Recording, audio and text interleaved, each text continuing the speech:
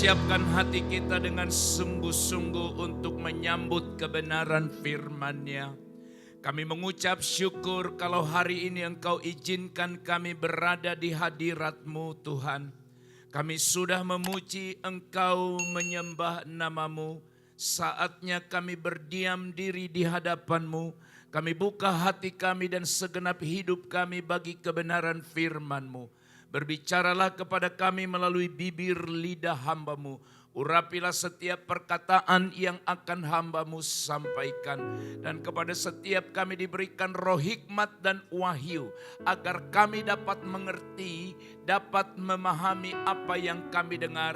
Dan kami dimampukan oleh Tuhan menjadi pelaku firman-Mu. Berfirmanlah, kami siap mendengarkan Tuhan. Dalam nama Yesus kami sambut firman-Mu, kami berdoa. Haleluya. Amin. Amin. Silakan duduk Bapak Ibu yang terkasih dalam Tuhan. Hari ini kita akan merenungkan bersama-sama firman Tuhan yang berjudul misi yang tak terhentikan. Tema ini akan menuntun kita bagaimana kita menghadapi tantangan dengan iman. Bapak dan Ibu saudaraku sekalian, mungkin kita pernah merasa kehidupan ini atau kita ada dalam situasi terjebak. Terjebak artinya kita tidak tahu harus berbuat apa. Sepertinya tidak ada jalan keluar. Sepertinya kita menghadapi jalan buntu, tidak tahu harus berbuat apa. Atau kalau bukan saudara, mungkin juga pernah saudara melihat seseorang di mana dia sangat membutuhkan pertolongan. Namun mereka merasa tidak berdaya sama sekali. Baik saudara yang melihat dan saudara yang dilihat atau orang yang kita lihat. Dia tak berdaya, kita pun mau menolong, tak berdaya. Saudara, kisah yang akan kita renungkan bersama-sama hari ini menggambarkan suatu situasi yang sama. Dikisahkan dalam Alkitab ada seorang pria lumpuh terbaring di tempat tidurnya. Dia membutuhkan penyembuhan. Dia hendak mendatangi atau menjumpai Yesus. Tapi tidak bisa. Karena banyak orang. Ia tidak bisa mendekati Yesus. Tapi saudara-saudara, kisah ini memberikan kita pelajaran yang sangat luar biasa. Dalam kitab Markus pasal yang kedua, ayat 1 sampai 12 dikisahkan sebuah cerita. Demikian firman Tuhan. Beberapa hari kemudian waktu Yesus datang lagi ke Kapernaum. Tersebarlah kabar bahwa ia ada di rumah. Orang-orang datang berkerumun sehingga tidak ada lagi tempat. Bahkan di depan pintu pun tidak. Ia memberitakan firman kepada mereka. Lalu orang-orang datang membawa kepadanya seorang lumpuh. Digotong oleh 4 orang. Namun mereka tidak dapat membawanya kepadanya karena orang banyak itu. Lalu mereka membuka atap yang di atas Yesus. Sesudah terbuka, mereka menurunkan tikar tempat orang lumpuh itu terbaring. Ketika Yesus melihat iman mereka, berkatalah ia kepada orang lumpuh itu, "Hai anakku, dosa-dosamu sudah diampuni." Beberapa ahli Taurat sedang duduk di situ dan berpikir dalam hatinya, mengapa orang ini berkata begitu? Ia menghujat Allah. Siapa yang dapat mengampuni dosa selain Allah sendiri? Yesus segera mengetahui dalam hatinya bahwa mereka berpikir demikian di antara mereka. Lalu ia berkata kepada mereka, "Mengapa kamu berpikir begitu dalam hatimu? Manakah yang lebih mudah mengatakan kepada orang lumpuh ini, 'Dosa-dosamu sudah diampuni,' atau mengatakan, 'Bangunlah, angkatlah tikarmu dan berjalanlah'?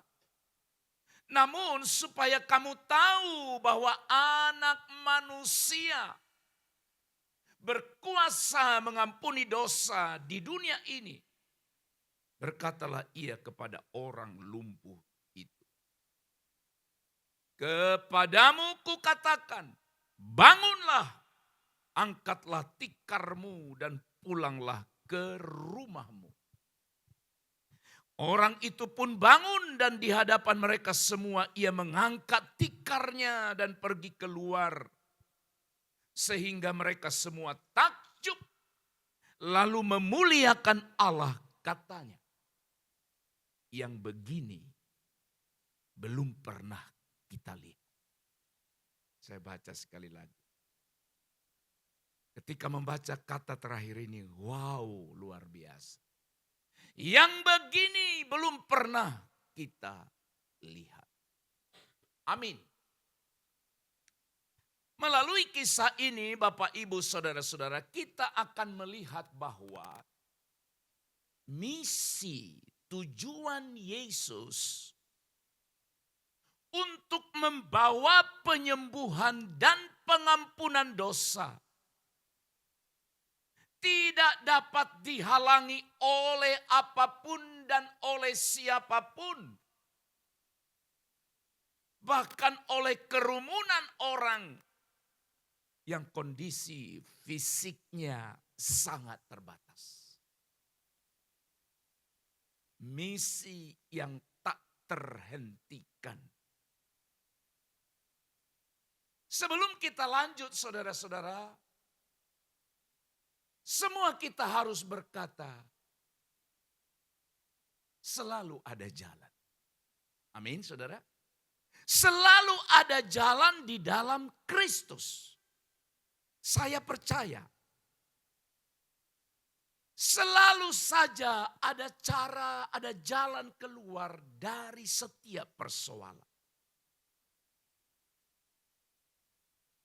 Imani dan yakini firman yang berkata, yang tidak pernah dilihat oleh mata, tidak pernah didengar oleh telinga, tidak pernah timbul di dalam hati. Semua itu disediakan Allah. Asal kita sungguh-sungguh mengasihi Dia. Misi yang tak terhentikan. Bagaimana iman dapat menghadapi tantangan yang luar biasa. Maka kisah ini mengajarkan kita beberapa kebenaran sangat luar biasa. Hal yang pertama, saudaraku sekalian, adalah iman yang menembus batasan. Ayat yang keempat, namun mereka tidak dapat membawanya kepadanya karena orang banyak itu tidak dapat membawanya. Lalu mereka membuka atap yang di atas Yesus, atap rumah. Sesudah terbuka, mereka menurunkan tikar tempat orang lumpuh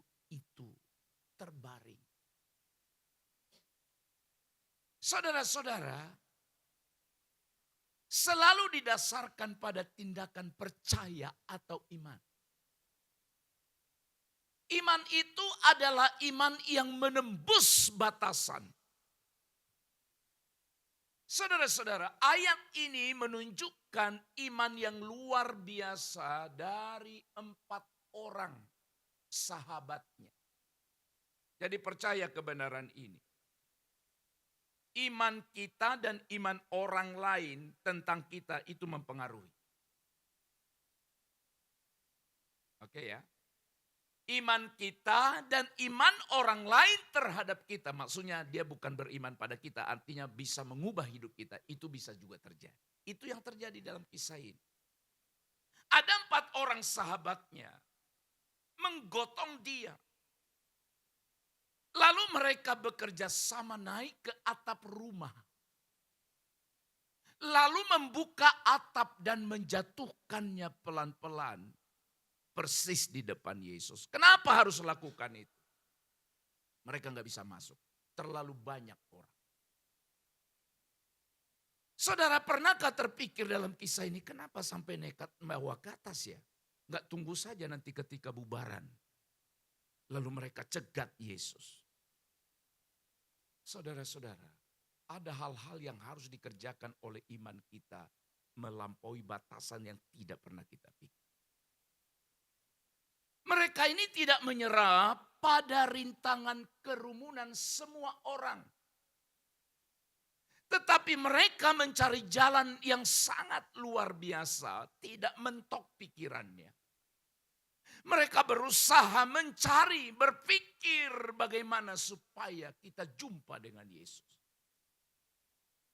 Saudara-saudara, mereka rela untuk membongkar atap rumah demi mencapai tujuan mereka. Sekali lagi, kenapa begitu nekat? Dasarnya adalah iman. Iman mereka yang kuat itu mendorong mereka untuk mencari Yesus. Bahkan jika mereka harus mengambil langkah-langkah yang tidak lazim. Langkah-langkah yang ekstrim, itu ekstrim naik ke atas rumah. Membongkarnya lalu menurunkannya, itu tindakan ekstrim. Artinya ekstrim tidak lazim. Hal ini mengingatkan kita bahwa iman adalah kekuatan yang dapat mengatasi segala rintangan. Haleluya. Iman adalah kekuatan yang dapat mengatasi segala rintangan dalam kehidupan kita. Masalah apapun. Pergumulan apapun. Yang penting jangan mundur. Yang penting jangan menyerah dan pasrah dan berkata tidak mungkin lagi terjadi sesuatu bagi saya. Orang ini, si lumpuh ini tidak putus asa. Ketika dia dengar bahwa di kampungnya Yesus datang di sebuah rumah, timbul keinginannya untuk berjumpa Yesus. Tapi persoalannya ada 2. Yang pertama, siapa yang bawa saya ke sana? Lumpuh orang. Ya, mungkin dia baru dengar kabar atau terlambat dengar. Karena ketika dia hendak mau ke sana sudah lebih banyak orang mengerumuninya. Barangkali juga dipanggillah 4 sahabatnya ini. Tapi 4 sahabatnya ini juga luar biasa. Kalau dibilang, nggak ada lagi artinya bro. Wah, kamu nggak tahu udah sesak sekali, udah penuh sekali bro. Lain kali saja. Mungkin saja akan ada perkataan itu. Tapi sekali lagi 4 orang ini pun punya iman yang hebat. Ditambah dengan si anak muda ini yang lumpuh ini. Iman mereka berpadu menjadi satu. Lalu menghasilkan mujizat. Mari kita padukan iman kita. Suami, istri, dan anak, padukan imanmu. Di keluargamu. Percayalah Tuhan akan bekerja. Jangan satu percaya, satu ragu. Satu yakin, satu bimbang. Alkitab berkata kalau ada 2 orang saja sepakat di dunia ini. Minta apa saja Tuhan akan beri. 2 orang sepakat. Ayo Bapak Ibu, pergumulan apa yang sedang saudara hadapi di keluarga hari ini? Satukan hati. Satukan hati dengan siapa? Semua orang yang ada di keluarga itu. Mari kita bersatu padu, satukan hati. Seperti 4 orang ini ditambah si orang lumpuh. Mereka satukan hati, lalu terjadi sesuatu yang luar biasa. Haleluya. Saudara-saudaraku sekalian yang terkasih dalam Tuhan, dalam kehidupan ini pun seringkali kita menghadapi hambatan yang tampaknya tak dapat diatasi. Tidak ada jalan keluar lagi. Tapi dengar kabar baik hari ini. Kisah ini mengingatkan kita. Orang-orang ini, orang-orang dalam kisah ini. Mengajar kita kebenaran hari ini. Miliki keberanian iman. Untuk mencari Yesus dan percaya. Percaya bahwa dia yang kita cari yaitu Yesus dapat mengatasi segala rintangan. Haleluya. Kita harus memiliki iman yang menembus batasan. Bukan iman yang biasa-biasa saja. Yang kedua saudara sekalian. Kebenaran yang kedua yang dapat kita temukan di dalam kisah ini. Di ayat yang ke-5 dan ayat yang ke-10. Kuasa Yesus untuk mengampuni dosa dan menyembuhkan penyakit. Di ayat yang ke-5 itu bicara pengampunan terhadap dosa dia. Ayat yang ke-10 bicara pengampunan juga. Dikatakan demikian. Namun supaya kamu tahu bahwa Anak Manusia berkuasa mengampuni dosa di dunia ini. Saudara, si lumpuh ini saudara bukan hanya penyakitnya disembuhkan. Apalagi dosanya diampuni Pak, Ibu. Yesus tidak hanya menyembuhkan fisik tubuh si lumpuh ini. Tetapi disebutkan di ayat 5, dia pun diampuni dosanya. Inilah misi utama Allah datang ke dunia ini untuk membawa penyelamatan manusia dari dosa. Dan juga untuk menyembuhkan orang-orang yang sakit. Pengampunan dosa saudara adalah inti dari misi Yesus ke dunia ini. Alkitab berkata dia datang ke dunia ini bukan untuk mencari siapa? Orang benar. Bukan untuk mencari itu. Tapi dia datang ke dunia ini adalah untuk mencari orang berdosa. Orang yang tidak benar. Maka saudara-saudara mari kita datang pada dia dengan sungguh-sungguh sadar saya orang berdosa. Saya tidak bisa bayangkan betapa sukacitanya si lumpuh ini. Bukan hanya penyakitnya disembuhkan, tapi dosanya diampuni. Saudara-saudara, kita harus sadar, semua sadar, bahwa kebutuhan utama, kebutuhan terbesar kita, sesungguhnya bukan kesembuhan secara fisik, bukan kesembuhan pemulihan secara materi, walaupun itu penting. Tapi jauh lebih besar, jauh lebih berharga, jauh lebih mahal dari semuanya. Kalau dosamu, dosaku, dosa kita diampuni. Itulah sebabnya setiap hari kita datang pada Tuhan berkata, Tuhan ampuni dosa. Kenapa saudara bilang ampuni dosaku? Karena engkau sadar, engkau berdosa. Setiap hari saya harus ngomong ini di hadapan Allah. Tak pernah lupa. Meminta sesuatu saya bisa lupa. Tapi meminta yang satu ini saya tidak pernah lupa. Jujur di hadapan Allah. Mohon pengampunan. Karena aku tahu seluruh hidupku bisa berdosa. Tanganku bisa berdosa. Mataku bisa berdosa. Telingaku bisa berdosa. Hatiku bisa berdosa, kakiku bisa berdosa. Maka kita harus datang padanya, pada Yesus. Dengan hati yang bertobat. Dan terimalah pengampunan dari Dia. Haleluya, kabar yang luar biasa. Yang ketiga terakhir. Misi yang tak terhentikan. Saudara-saudara, Markus pasal 2 secara menyeluruh. Atau kalau kita melihat konteks pasal 2 ini. Di sana kita melihat atau perikop ini, konteks ini menunjukkan betapa gigihnya Yesus dalam menjalankan misinya. Betapa seriusnya Dia menjalankan misinya. Misi itu sesuatu yang hendak dicapai. Itu artinya misi.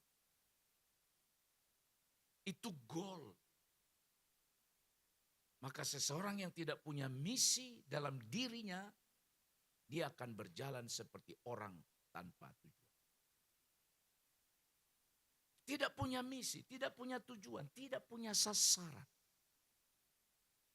Pelayanan kita pun akan berjalan di tempat. Kalau tidak ada goal, tidak ada misi yang hendak dicapai, mau bawa kemana? Saudara-saudara jemaat di sini mau dibawa kemana? Ada tujuannya. Bukan sekedar kumpul-kumpul di sini tiap minggu. Supaya nampak kita orang Kristen ada di gereja. Bukan itu, ada misinya. Maka kita harus sadar semua kita. Ada misi. Sebelum kita mengakhiri perjalanan di dunia ini. Misi itu harus diselesaikan. Saudara-saudara. Apa misi Yesus yang luar biasa tadi? Apa yang mendorong Dia? Sehingga tidak bisa dibendung, dihentikan oleh siapa. Ia datang ke Kapernaum. Tempat banyak orang berkumpul. Dan ini didasari oleh kasih-Nya. Yang melakukannya dengan sukarela, dengan sukacita. Dalam menjalankan misinya juga tindakan-tindakan penyembuhan yang ia lakukan. Termasuk kisah tentang orang lumpuh ini. Menunjukkan komitmen, tekad Kristus yang tak tergoyahkan untuk membawa kabar baik dan melakukan karya-karya yang ajaib. Saudara ingat Sakius sangat dihormati dan dihargai oleh Yesus akan tindakannya. Itu misinya.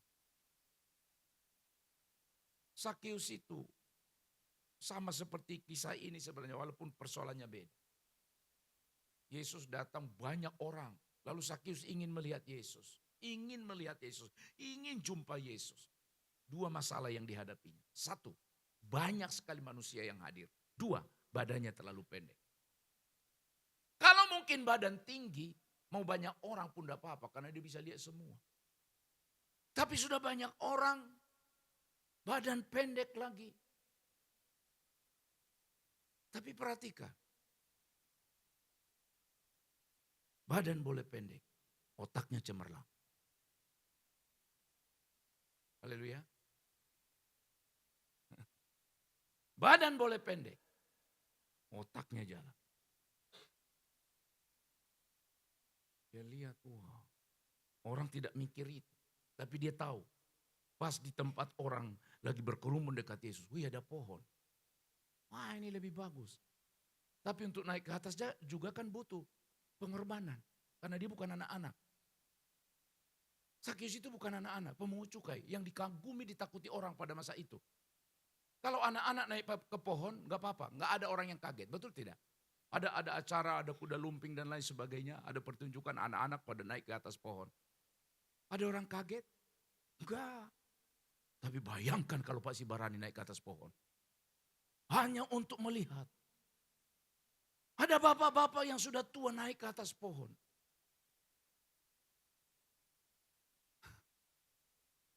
Orang akan berkata, ya ampun, tak malu ini.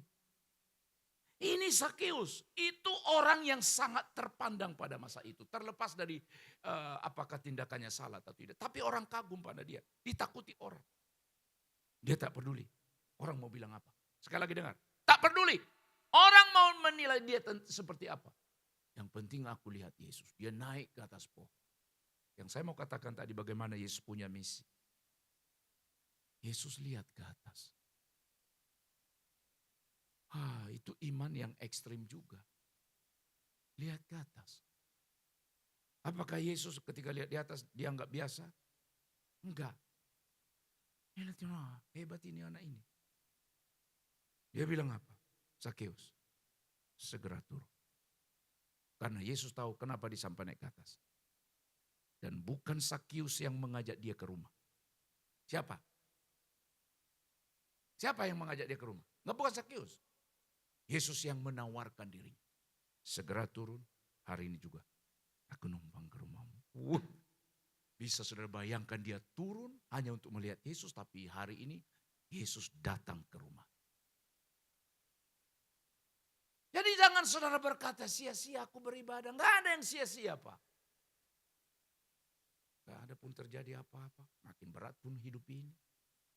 Enggak. Sia-sia orang ini datang pada Yesus? Tidak. Sia-siakah Sakeus berlelah-lelah naik ke atas pohon, lepaskan harga diri, orang mau bilang apa? Tidak, dia naik. Kenapa saudara? Yesus lakukan semua itu. Dia punya misi membawa kabar baik. Dan hari ini terjadilah keselamatan atas rumah ini, atas keluarga Sakeus. Yesus melakukan mujizat dan tidak dapat dihentikan oleh siapapun, oleh apapun. Alkitab berkata dalam kitab Wahyu, kalau dia sudah buka, tidak seorang pun yang bisa menutup. Haleluya. Dan kalau dia sudah tutup, jangan coba-coba buka. Mau sekuat apa, mau sehebat apapun engkau, usaha apapun yang kita lakukan untuk membukanya, kalau dia sudah tutup, tidak ada yang bisa. Tapi kalau Tuhan sudah buka, orang mau apa, mau tutup, mau palang, mau apalagi istilahnya itu ya. Ya, dia usaha untuk segel kah, atau untuk memaku kah, atau apapun namanya. Haleluya. Dia akan terus lakukan. Saudaraku sekalian, misi yang tak terhentikan adalah tujuan Yesus. Karena Yesus menyebut dirinya sebagai pelayan. Anak manusia datang ke dunia ini, maksudnya dia bukan untuk dilayani, melainkan untuk melayani dan memberikan nyawanya. Yesus datang bukan untuk dilayani, tetapi untuk melayani. Ia datang untuk membawa kabar baik kepada orang-orang miskin. Untuk membebaskan orang yang tertindas.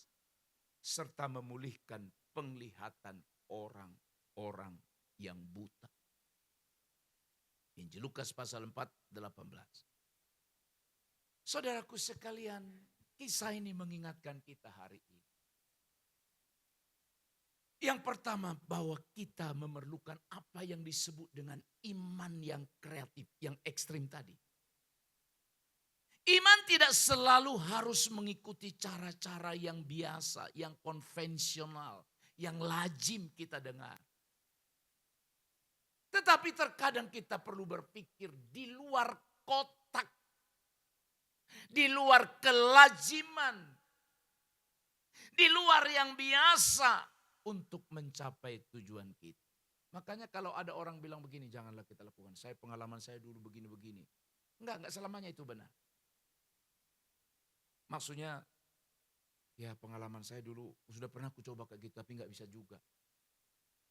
Jangan langsung bilang, iya ya, padahal kau lebih hebat dari aku. Kau aja enggak bisa, udah lebih hebat kau. Udah lebih pintar. lebih tinggi pendidikanmu, latar belakangmu lebih oke dibanding saya. Kau aja nggak bisa. Lalu sudah bilang, apalagi saya. Berhenti berpikir itu. Kita harus berpikir di luar kotak, itu artinya di luar kelaziman. Untuk mencapai tujuan kita. Miliki iman yang kreatif. Dengan yakin Allah akan menuntun kita. Kedua, Yesus punya kuasa. Kuasanya kuasa yang menyeluruh. Karena Yesus memiliki kuasa untuk mengampuni. Menyembuhkan. Kesembuhan atas penyakit. Baik penyakit secara fisik maupun penyakit secara rohani. Dia sembuhkan tidak tanggung-tanggung. Tidak separuh-separuh. Atau tidak sebagian-sebagian. Dia pulihkan hidup kita. Itulah kuasanya untuk menyembuhkan dan memulihkan kita. Yang ketiga, kabar luar biasa. Misinya. Misi Yesus bukan hanya untuk sekelompok orang. Bukan hanya untuk suku tertentu. Bukan untuk satu angkatan tertentu. Tapi misi Yesus bersifat umum. Bersifat universal. Di mana Yesus datang untuk membawa kabar baik. Sekali lagi ini yang disebut universal. Kepada semua orang. Tanpa memandang latar belakang atau kondisi kita. Ini namanya universal, menyeluruh. Poin yang ketiga ini meyakinkan kita. Dengan sebuah syair lagu yang lama berkata. Kalau lain ditolong. Saya juga. Kalau lain ditolong.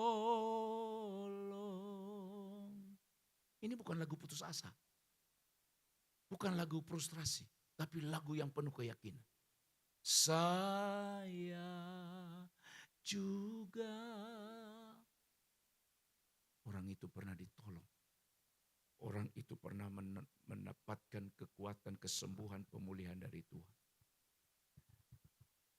Kenapa? Karena iman kita pada Yesus. Yesus yang memiliki maksud tujuan datang ke dunia ini. Yang bersifat menyeluruh. Saudara-saudara, hari ini kita diajar kebenaran. Bagaimana kita menghadapi tantangan dengan iman. Apa yang dilakukan oleh keempat sahabat orang lumpuh ini. Dan keinginan orang lumpuh ini. Telah mendapat perhatian serius dari Tuhan Yesus. Dan Yesus tidak menolak. Karena Yesus tahu adalah tujuannya memulihkan hidup orang yang percaya pada Dia. Mungkin akan ada orang yang marah kepada orang ini karena rumahnya dirusak. Akan ada orang yang berteriak, kamu kurang sopan. Kamu berdiri naik di atas Yesus, ada atap kamu bongkar lalu turunkan.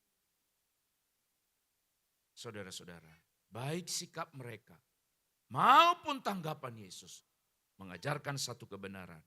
Yesus punya misi yang tak terhentikan, tak terhalangi oleh siapapun. Oleh sebab itu saudaraku sekalian, tetap percaya pada Kristus. Jangan bimbang, jangan ragu, kejar Dia terus sampai Dia menolong kita. Amin. Mari kita berdoa.